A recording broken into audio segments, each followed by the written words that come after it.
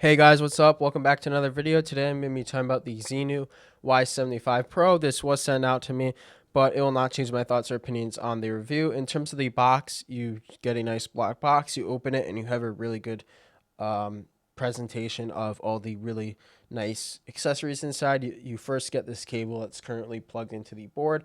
Then you get things like a really good keycap and switch puller, and you get some straps, you get some accessories for mounting styles, you get a tool, and you get some extra keycaps. There's just a lot of stuff in this box, a lot of really great accessories.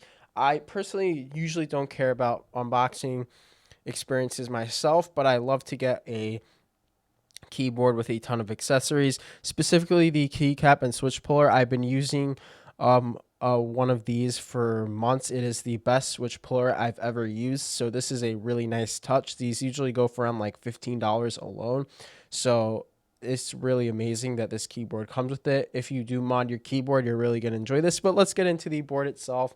The specs are 8K polling, 32K scan rate, advertised latency of 0.125 milliseconds, and it goes down to 0.1 rapid trigger. The case itself is 4.7 pounds, full aluminum. There is no fancy weight on the bottom, but it's still a nice design. You can open the case with ball catch. The case has a really premium coating. This is a really nice premium case, one of my favorites. There are 3 layers of foam in this keyboard. There is also side RGB and top RGB. There's just a lot of RGB on this keyboard. There is also the knob and screen, and then multiple mounting styles. I did try the stock one and then the like silicone one, which is also pretty good. I want to get into the knob and screen real quick. So the knob is just a nice premium tactile knob. You can use it for volume and mute. You can't rebind it. But then in terms of the screen, so the actual size of the screen is pretty great. I actually really like it, but there are some issues with it. First off, to get the time correct, you have to launch the software every time. It doesn't just set to your time and then switch. In terms of cycling to GIFs, you just press FN plus 1, and you can cycle through 3 GIFs you can set. So it's not just one, which a lot of keyboards do. Here you get 3, and you can continuously switch them. A big problem, though, with this keyboard is that the RGB and screen do not go asleep when you turn off your PC or when you're AFK for a long time. This is a really big problem for someone who, let's say, keeps their keyboard by their bed and they have RGB on, and you don't want bright lights at night.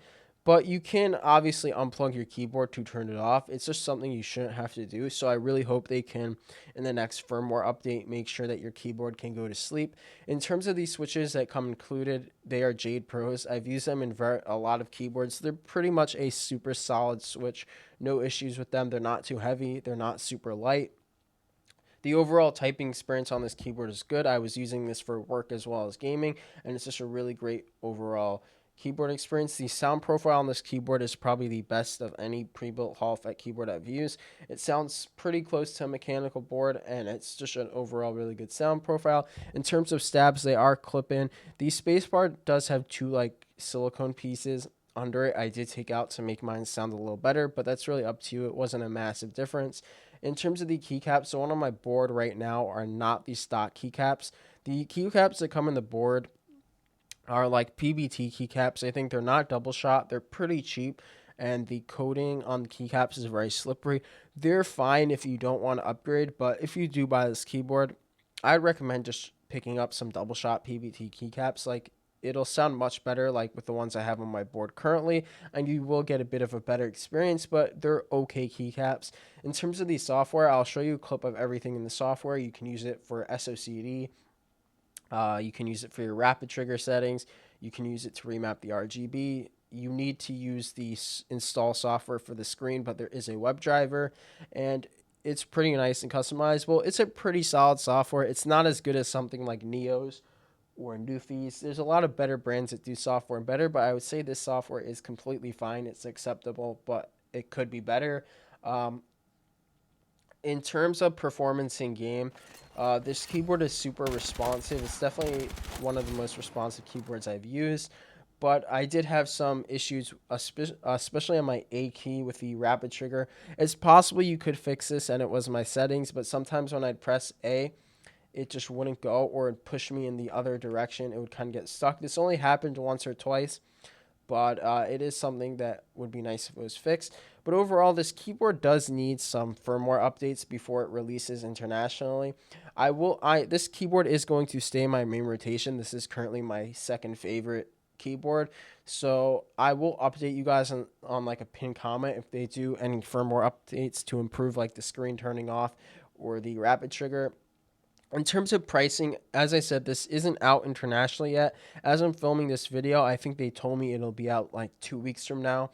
The price they're aiming for is 210 to 230 or less. So overall, at that price, is it worth it? So they obviously need to fix the firmware a bit more, but once they do, if it's 210 or less, so at 200, this is an easy cop. It's such a good premium feeling board.